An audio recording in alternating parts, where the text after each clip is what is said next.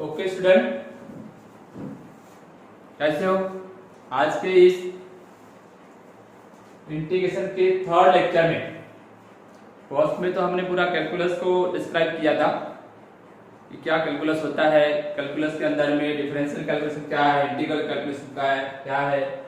उसके बाद में इनडेफिनाइट इंटीग्रल के अंदर में हमने देखे कि इनडेफिनाइट इंटीग्रल में जो रिवर्स ऑपरेशन ऑफ डेरिवेटिव था उसको अच्छे से एक्सप्लेन किए, सी का मतलब जाने, इंटीग्रेशन कांस्टेंट का मतलब जाने, कुछ बहुत सारे फॉर्मूले देखे जो बहुत थे, वो वेरी आइडेंटिटी फॉर्मूले थे। आपको उन फॉर्मूले की स्टडी बार बार करना है, बार बार प्रैक्टिस करना है। और जब तक पुराने लेक्चर नहीं देखोगे तो जितने आगे जाते जाएंगे ना, इसमें आपको कुछ भी फायदा नहीं मिलेगा। ओके, तो जो इसमें जो इंटीग्रेशन को जो डिवाइड किया है वो तीन पार्ट में डिवाइड किया। मैंने इसके पहले ही बता दिया कि integration by substitution, integration by part और integration by partial fraction. Okay, मगर हमने जो देखे क्या देखे कि फर्स्ट में जो स्टैंडर्ड फॉर्मूले देखे। अब स्टैंडर्ड आया, चलो ठीक है, अगर sec x स्क्वायर का इंटीग्रेशन आया तो मान लेता हूं कि आप tan x लिख लोगे क्योंकि आपको ये मालूम है, ये स्टैंडर्ड है। ये अगर स्टैंडर्ड नहीं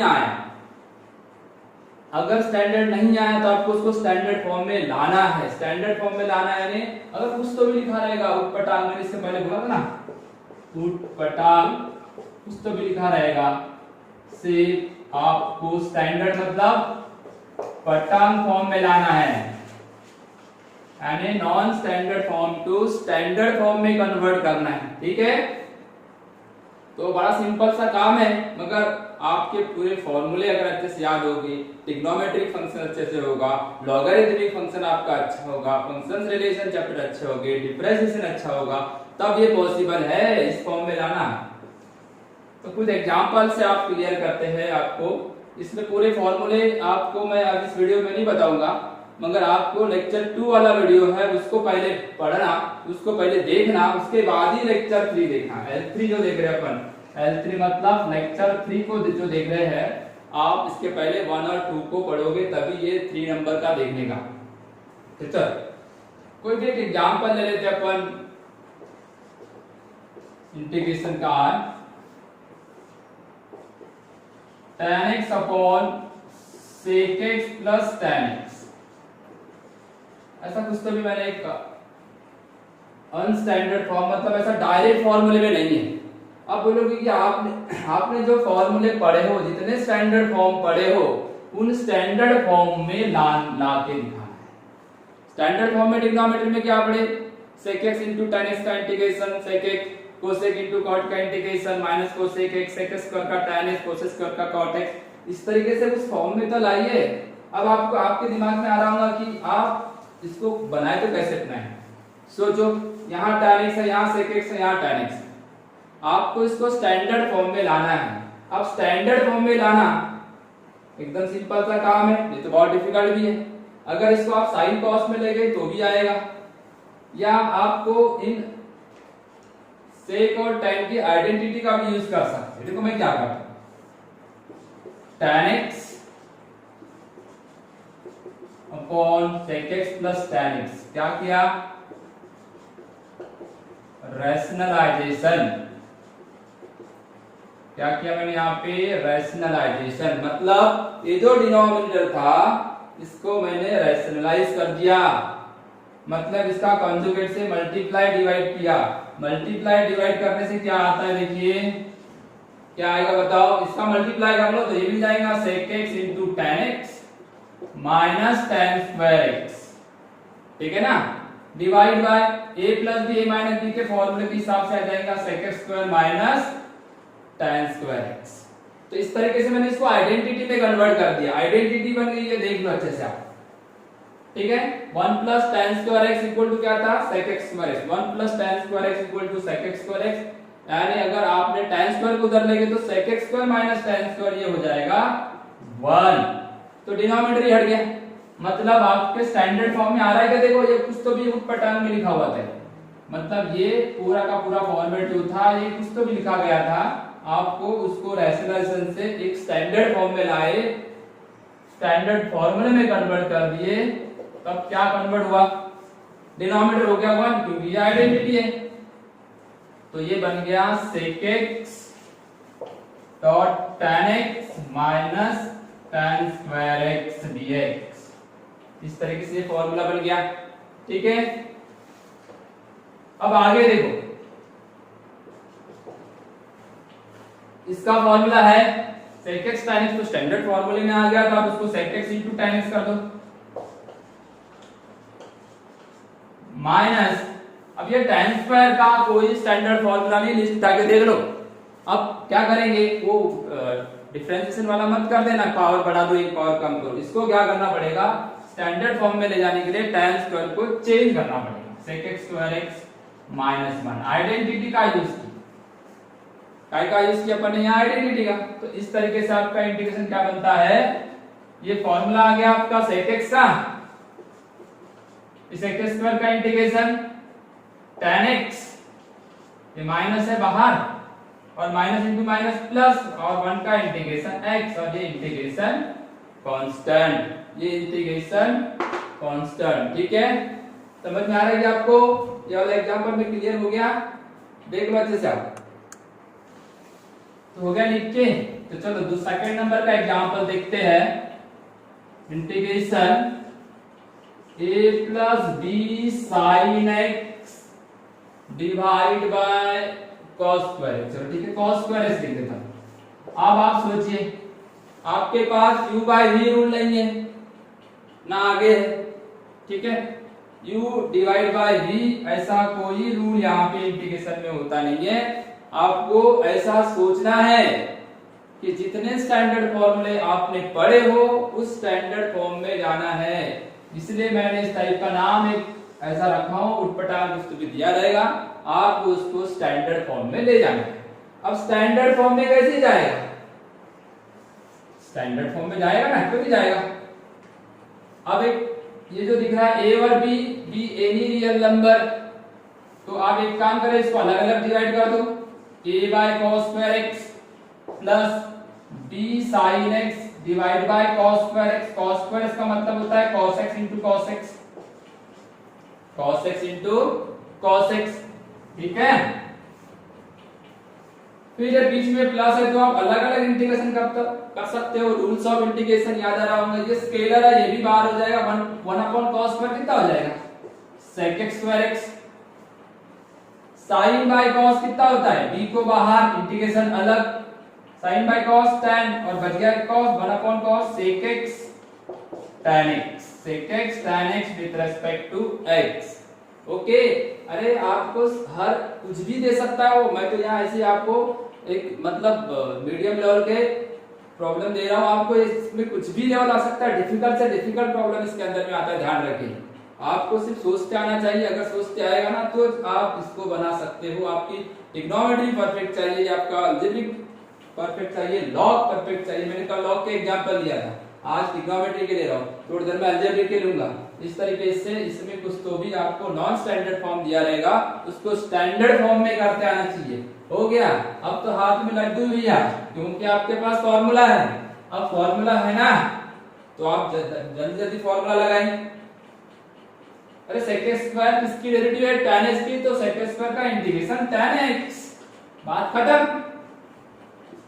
sec x into tan x, फिर से देख लो, ये किसकी डेरिवेटिव थी, sec x की, इसे उसका इंटीग्रेशन क्या आएगा, sec x, और ये integration constant c with any arbitrary constant. इस तरीके से हमने देखो इसको, ये कुछ तो भी उटपटांग दिया हुआ था, उसको मैं एकदम पटांग फॉर्म में ला दिया, स्टैंडर्ड फॉर्म में ला दिया।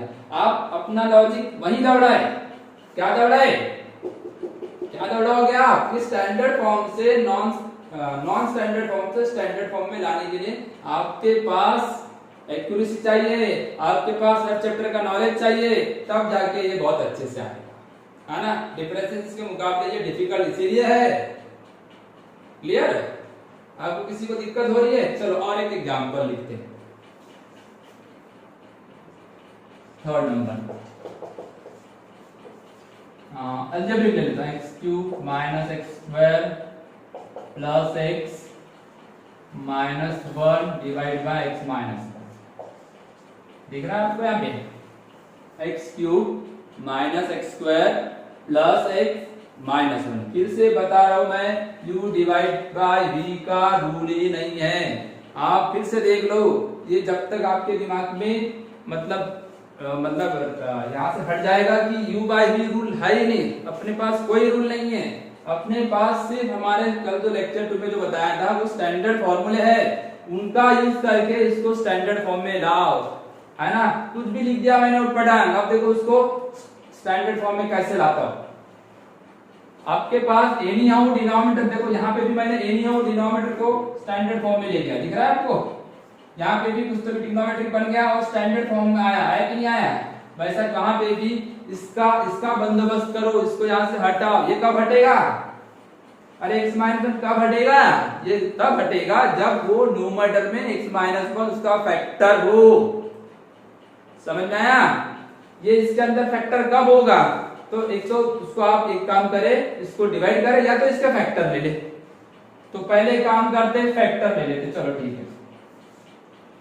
फैक्टर लेने के लिए मैं क्या करता हूं, यहाँ पे x³ है, यहाँ पे x², इसको देख लो तो x² को कॉमन निकालता हूं। निकाल दिया, x² को कॉमन निकालने से ब्रैकेट क्या बना? x -1। ठीक है ना। आप बिल्कुल सोच के, एक एग्जांपल से आप 1000 एग्जांपल आपसे बनना चाहिए। समझ में आएगी नहीं? जैसा वो इलेक्ट्रॉनिक्स और ये मैकेनिकल में बोला जाता है, एक टूल से सारा डिवाइस के सारे नट्स खुलना चाहिए। ऐसा मैं आपको एक मतलब क्या बोलना चाहिए, कोई तो भी इंस्ट्रूमेंट दे रहा हूं, ऐसा इंस्ट्रूमेंट बता रहा हूं जिससे आपको पूरा इंटीग्रेशन सॉल्व होगा। आपके दिमाग में पहला लेक्चर अच्छे से ला दी, फिर दूसरा, अब तीसरे को देखिए। तीसरा तो ऐसा भी है, यहाँ कुछ भी आ सकता है, आपको स्टैंडर्ड फॉर्म में लाना है। यहाँ से मैंने क्या किया, x² को कॉमन निकाला क्योंकि रास्ता था, यहाँ से फिर कॉमन निकाल दूंगा 1 को, डिवाइड बाय x -1। क्या दिख रहा है आपको यहाँ कुछ नया? अरे नया मतलब ये है, कॉमन है, फिर से x -1 कॉमन आएगा बेटा। x -1 अगर कॉमन आएगा तो आपका डिनोमिनेटर कैसा दिखेगा? x -1 और दूसरे ब्रैकेट में क्या दिखेगा? x² + 1। ठीक है, किसी को दिक्कत नहीं। अब डिवाइड बाय x -1। अब हम उस तो भी दिया हुए एग्जाम्पल को मैं स्टैंडर्ड फॉर्म में ले जा रहा हूं, इसलिए मैंने उसको हिंदी भाषी के लिए बता रहा हूं, है ना। अपन हिंदी भाषी है ना, अरे हिंदी तो बोलते हैं, पढ़ते हैं इंग्लिश मीडियम, तो हिंदी भाषी के लिए सबसे बढ़िया सब बताया, उठपटांग से उठपटांग पुस्तक भी दिया रहेगा, से पटांग फॉर्म में जाना, मतलब पटांग यानी फॉर्मूले में जाने का। आप कुछ भी दिया ना उसको फॉर्मूले में जाते को गया ना, ये आ गया कि नहीं आया? देखो कैंसिल हुआ तो बच गया ये। इसी को तो बोला हूं मैंने, क्या? पटांग फॉर्मूला आ गया नहीं। x² का इंटीग्रेशन क्या होगा? x² का डेरिवेटिव मत बोल देना, क्या होता है शुरुआत में अपने को डेरिवेटिव के फॉर्मूले आ जाते फटाफट, क्योंकि पहले डेरिवेटिव पढ़े, डिफरेंशिएशन पढ़े। तो x² का डिफरेंशिएशन 2x होता है, बहुत सारे बच्चे 2x ही लिखते थे। पावर बढ़ाना x का पावर, देखो यहाँ 2 है तो 2 + 1 अपॉन 2 + 1, और फिर 1 का इंटीग्रेशन देखो लेक्चर 2 में 1 का इंटीग्रेशन क्या बताया था? x, और ये इंटीग्रेशन कांस्टेंट जो हमेशा आने वाला है। ठीक है, ये 2 एग्जांपल समझ में आया आपको? कोई दिक्कत? देख लो आप एक बार अच्छे से देख लो। ठीक है बेटा, तो चलो और एक बढ़िया वाला एग्जांपल देखते हैं। ये एग्जांपल को देख लो, ट्रिग्नोमेट्री का दिया मैंने, क्योंकि ट्रिग्नोमेट्री में बहुत सारी पॉसिबिलिटी बनती है। ट्रिग्नोमेट्री आइडेंटिटी, परफेक्ट होना, फैक्टराइजेशन फॉर्मूले, डिफैक्टराइजेशन फॉर्मूले, एडिशन फॉर्मूले, इनमें बिल्कुल इतना कॉन्फिडेंस होना कि एग्जांपल को देखते ही आपके दिमाग में फटाफट प्लानिंग आना चाहिए। तो ये देखो, ये उठपटांग पुस्तक दिया है, इसका आंसर लिखा मैंने इस बार। राइट साइड भी दी हुई है, और राइट साइड में जो एक की वैल्यू है, ये 4 में से 1 है, तो ये आपको सॉल्व करने के बाद ही पता चलेगा। ठीक है, तो आपको फिर से बता दूं कि ये डिनोमिनेटर को कैसे आप एडजस्ट करोगे, कैसा छोटा करोगे, कैसे शॉर्ट करोगे, ताकि इसके साथ वो एक तो मैच हो जाए, तो कैंसिल हो जाए, तो स्टैंडर्ड फॉर्म में चले जाए। ठीक है, उठपटांग टू पटांग फॉर्म में इस एग्जांपल को देखो।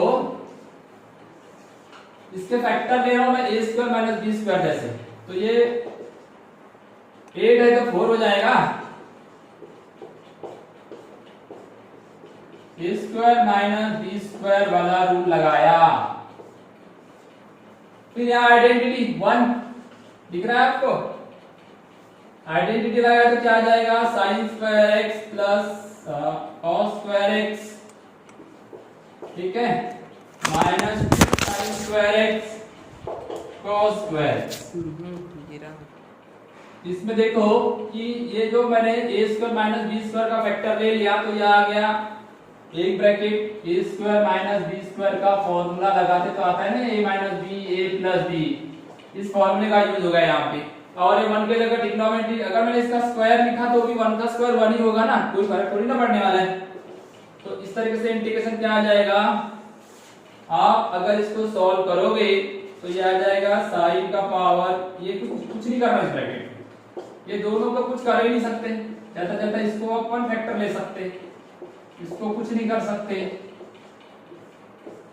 अब देखो ए यहाँ पे A square A plus B का whole square minus twice A B, ये होता है A square plus B square, और ए और बी क्या है यहाँ पे, साइन स्क्वायर कॉस स्क्वायर, तो भैया साइन स्क्वायर एक्स, ठीक है ना, उसका स्क्वायर, साइन स्क्वायर का स्क्वायर कितना हो जाएगा 4 प्लस कॉस का पावर 4, ये बच जाएगा इस फॉर्मूले के हिसाब से। इसको थोड़ा एक्सपांड करके देखना आप, तो आपको ये मिलेगा और ये हो जाएगा इसके साथ कैंसिल। जैसे ही कैंसिल हुआ तो ये हो गया स्टैंडर्ड फॉर्म में आ गया।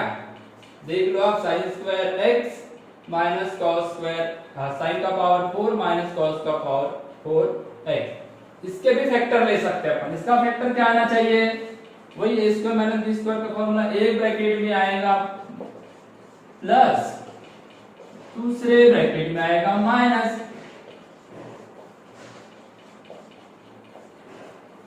ठीक है ना, विथ रिस्पेक्ट टू x। ये हो जाएगा फिर से तुम्हारा 1 into bracket, bracket cancel, sign square x minus cos square x, sign square x minus cos square x, ठीक है। Sign square x minus cos square का कोई फॉर्मूला नहीं, मगर cos square x minus sine square का formula है। अगर मैंने इसको यहां से माइनस कॉमन निकाला तो ये हो जाएगा प्लस और ये हो जाएगा माइनस, मतलब cos square x minus sine square का, cos square x minus sine square का फॉर्मूला क्या होता है, cos 2x। तो भैया आ गया ना, ये एकदम पटान फॉर्म हो गया आपका, स्टैंडर्ड फॉर्म हो गया। उस तो भी आपको जो एक्सप्रेशन ट्रिग्नोमेट्री दिए थे उसको स्टैंडर्ड फॉर्म में ला दिया।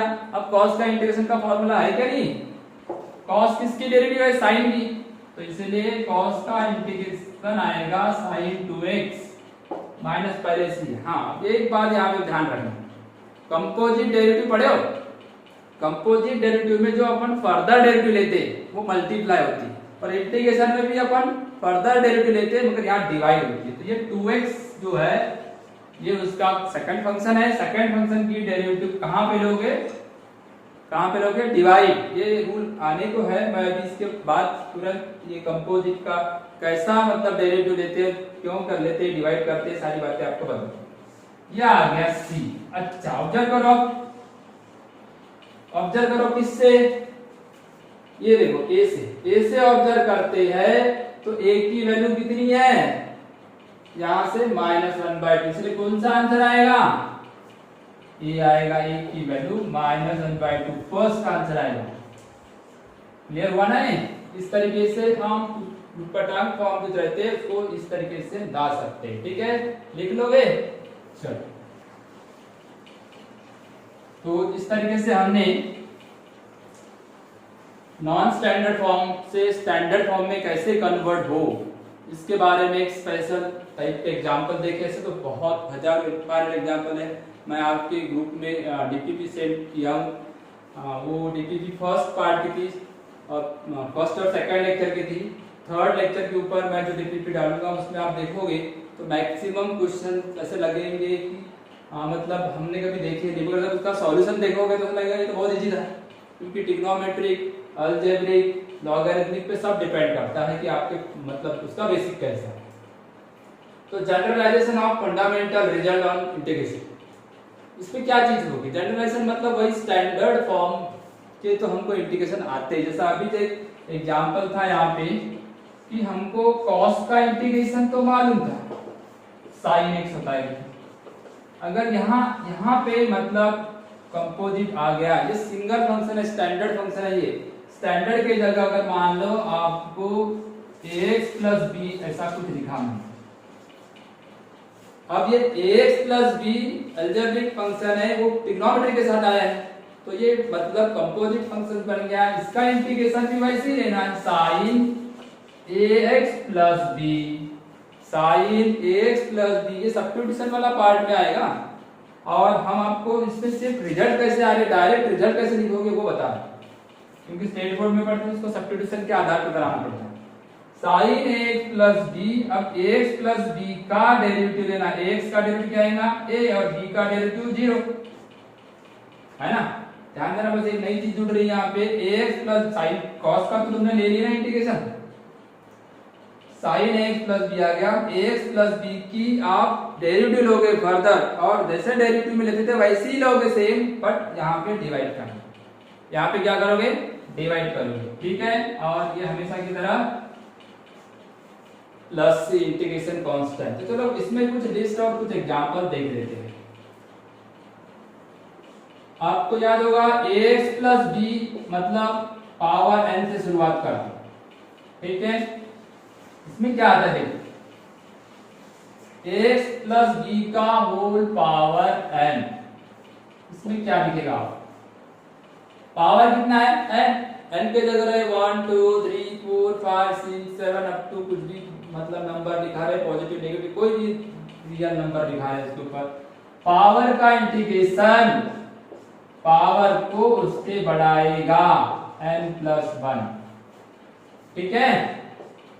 और यहाँ पे आप इसका डेरिवेटिव लिखोगे ax प्लस b का, इसका लिखोगे ax प्लस b का।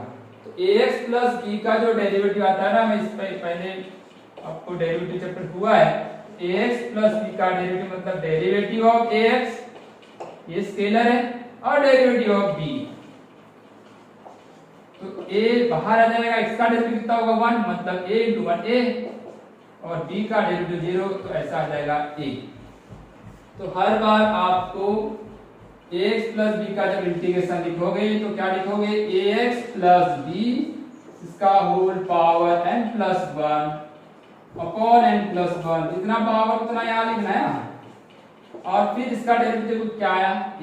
हर बार ये आपको याद रखना है, और इंटीग्रेशन कांस्टेंट लगाना भूलना नहीं है, हमेशा इंटीग्रेशन कांस्टेंट लगाना ही है, ठीक है। इस फॉर्मूले को आप कवर करेंगे।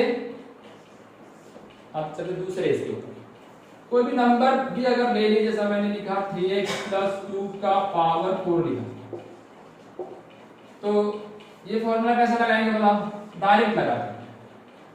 3x प्लस 2 का होल पावर 1 बढ़ेगा अल्फा है, और यहाँ पे जैसा ax था यहाँ 3x, तो 3x का डेरिवेटिव कितना आएगा 3, और बोला था ना ये पावर को भी जितना यहाँ लिखना n प्लस 1 जैसा लिखे, तो ये हो जाएगा 15 प्लस c, 15 प्लस c, ठीक है ना। आपको कोई दिक्कत तो नहीं जा रही ना।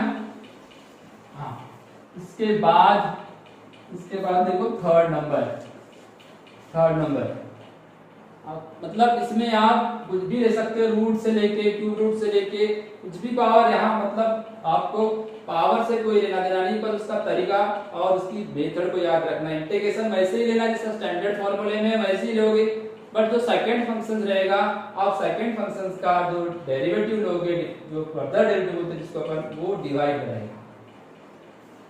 अब integration sin ax plus b का इंटीग्रेशन क्या होगा, साइन किसका डेरिवेटिव है, cos का, माइनस cos का है, यानी cos का डेरिवेटिव माइनस होता है ना, इसलिए साइन का integration minus cos ax plus b divide by ax plus b की further derivative a plus c, क्या आया साइन का integration minus cos x plus B divide by a. इस तरीके से हम ट्रिग्नोमेट्री के sine cos tan sec cosec cot सभी में ऐसा लिख सकते हैं। अगर सेक का रहेगा तो कैसा रहेगा, sec x plus B into tan. जो फॉर्मूले हमने पढ़े वो है, दूसरे नए थोड़ी ना आ रहे यहाँ पे, नए तो आइए। इसका इंटीग्रेशन क्या आएगा बोलो, इसकी डेरिवेटिव हो, पहले डेरिवेटिव तो मालूम ना, फिर इंटीग्रेशन एंटी डेरिवेटिव है, रिवर्स प्रोसेस है, रिवर्स ऑपरेशन है। तो ये किसका है, ये है सेक का डेरिवेटिव, इसलिए इसका इंटीग्रेशन आएगा sec x plus B divide by further derivative, फिर से बोलो a plus C. X plus B का फर्दर डेरिवेटिव क्या होता है, a होता है। तो ट्रिग्नोमेट्री में पावर वाले चीजें नहीं आएगी, पावर है नहीं, जैसा आपको पावर दिया है 1 2 3 4 5 6 7 8 9, ऐसे जैसे डिफरेंशिएशन में रूल है वैसे यहाँ रूल्स नहीं है। जो रूल्स का कल जो बताया था उतने ही रूल्स है, इसलिए तो यहाँ पे वो आपको उटपटांग को पटांग फॉर्म में लाना सिखाए। तो आपको कुछ भी आड़ा टेढ़ा रहेगा तो इस फॉर्म में लाना है। इसलिए फर्स्ट हमने जो थर्ड नंबर का जो लेक्चर लिए थे वही लिए, कुछ भी आड़ा टेढ़ा रहे आपको इसी फॉर्म में लाके देना है, ठीक है ना। ओके, कुछ भी इसमें और अब बहुत सारे फॉर्मूले, मैंने तो ट्रिग्नोमेट्री के 2-3 ही ले रहा हूँ, सेक कोसेक कॉट, जितने स्टैंडर्ड फॉर्मूले लेक्चर 2 को ध्यान से सुनना और फिर ये आप अपने आप अप्लाई करोगे। जब तक ये याद नहीं रहेगा तो कहां से फिर आपको कुछ नहीं आने वाला है, कुछ भी नहीं समझेगा आगे चल के। क्लियर हो गया, चलो आगे का देखो। तो इसमें देखो फटाफट, इसमें देखो e का पावर x का इंटीग्रेशन e का पावर x होता है, इसलिए e का पावर x प्लस b का भी उतना ही होगा। बस इतना यहाँ पे फर्क पड़ेगा, इसकी फर्दर डेरिवेटिव लोगे और आपको बता दें इसकी फर्दर डेरिवेटिव कितनी आती है, a आती है x की a और b की 0, तो a प्लस 0 a होता है जी c। इसमें देखो a का पावर 3x प्लस 5 का इंटीग्रेशन, a का पावर 3x प्लस 5 का इंटीग्रेशन ले रहे अपन उतना ही रहेगा। बस इसमें डिवाइड बाय log a करना, डिवाइड बाय log a। इसकी फर्दर डेरिवेटिव कितनी आएगी, a का पावर 3x प्लस 5 का इंटीग्रेशन a का power 3x plus 5 upon log a, but यहाँ पे 3 है तो 3 आएगा। ओके, मल्टीप्लाई में इसकी फर्दर डेरिवेटिव बोलो, सॉरी ये रहेगा क्योंकि इसका बेस ये है। मल्टीप्लाई में इसकी डेरिवेटिव बताओ तो कितनी आएगी 3 और ये प्लस c। हाँ बेटा नेक्स्ट देखो, कोसेक स्क्वायर का इसका डेरिवेटिव है कॉट का, तो कोसेक स्क्वायर का इंटीग्रेशन कॉट 3x माइनस 7 और इसकी फर्दर डेरिवेटिव क्या आएंगी 3 माइनस 0। इस तरीके से हम इसको जनरल जो रहते हैं इस तरीके से ले सकते हैं। और एक दो एग्जांपल इसमें बताता हूं जो आपको थोड़ा कंफ्यूज लग रहा होगा। 5 का पावर x स्क्वायर माइनस 1, 5 का पावर x स्क्वायर माइनस 1, तो 5 का पावर x स्क्वायर माइनस 1 का इंटीग्रेशन 5 का पावर x स्क्वायर माइनस 1 ही होगा, डिवाइड बाय log 5। ओके, मगर ये इसकी फर्दर डेरिवेटिव लेना है तो इसकी फर्दर डेरिवेटिव आएगी x स्क्वायर की डेरिवेटिव 2x, 1 का डेरिवेटिव 0, तो 2x माइनस 0 है 2x प्लस c लगाना नहीं भूलना है। ओके, इस तरीके से जनरल में आपको मैंने पूरी चीजें बता दिया हूं। इसमें बार बार आप एक काम करोगे, आपके पास कोई भी रेफरेंस बुक होगी, सबसे पहले आर.डी. शर्मा की जो सब्जेक्टिव है वो पढ़ना, उसके बाद आर.डी. शर्मा की ऑब्जेक्टिव पढ़ना, उसके बाद अगर आपके पास कोई सब पब्लिक एनालिसिस की है तो आप पढ़ सकते हो। उनका सब्जेक्टिव, बाद में ऑब्जेक्टिव और फिर प्रीवियस ईयर वाले जो जितने आए हैं आज तक जितने क्वेश्चन आपको दिख रहे हैं उनके ऊपर भी आप मतलब ध्यान रखना, उनकी प्रैक्टिस करना। ठीक है, अब हम देखेंगे कल के लेक्चर में क्या देखने वाले बता देता हूँ कि ऐसे बहुत सारे चीजें मिलेंगी ट्रिग्नोमेट्री के अंदर, एक्सपोनेंशियल के अंदर, लॉग के अंदर, जिनका कोई स्टैंडर्ड फॉर्मूला नहीं था। जैसा देखो tan स्क्वायर का कोई स्टैंडर्ड फॉर्मूला नहीं है, tan स्क्वायर किसी की डेरिवेटिव नहीं है ना, तो एंटी डेरिवेटिव कहां से आएगी। sin स्क्वायर किसी का डेरिवेटिव नहीं है, ये किसी की डेरिवेटिव नहीं है तो उसका इंटीग्रेशन नहीं आएगा। इसलिए tan स्क्वायर को आइडेंटिटी का यूज करके कन्वर्ट करना, sin स्क्वायर को आइडेंटिटी का यूज करके कन्वर्ट करना, कल जाके sin क्यूब आएगा, cos क्यूब आएगा, तो cos क्यूब को ट्रिपल एंगल वाले आइडेंटिटी से कन्वर्ट करना, इनको कन्वर्सन करना कि ये इनका जो स्टैंडर्ड फॉर्मूला है। जैसा देखो क्या कन्वर्ट करता हूं, आइडेंटिटी क्या थी tan square, 1 plus tan square equal to sec x square, तो tan स्क्वायर क्या आएगा sec x square x minus 1। अब sec x स्क्वायर का भी इंटीग्रेशन में फॉर्मूला है tan x और 1 का भी फॉर्मूला, तो इसका आंसर आ गया tan x माइनस x। और इसमें देखो sin square x 1 minus cos 2x में क्या होता है 1 माइनस cos 2x यानी क्या होगा 2 sin स्क्वायर x, तो 2 इधर 2 नहीं है तो इसके नीचे 2 लगा दो, बराबर है। इस तरीके से cos क्यूब का निकाल सकते हो, इस तरीके से tan क्यूब का निकाल सकते हो, इस तरीके से sin क्यूब का निकाल सकते हो, cos स्क्वायर का निकाल सकते हो, cot स्क्वायर का निकाल सकते हो, आप इस तरीके से निकाल सकते हो। नेक्स्ट लेक्चर में ये पूरी लिस्ट में बताऊंगा और नेक्स्ट में आएगा आपको सब्स्टिट्यूशन आएगी, क्या आएगी सब्स्टिट्यूशन मेथड, मतलब इंटीग्रेशन को सॉल्व करने की जो आगे जो फॉर्मेट है उससे बहुत सिंपल जाता है। ये फर्स्ट टाइम जो उटपटांग है ना तो वाकई उटपटांग जैसा ही है, तो ये बार बार आप वीडियो देखो, बार बार लिख लिख के देखो, अपने आप इंटीग्रेशन चैप्टर अच्छा हो जाएगा, ठीक है।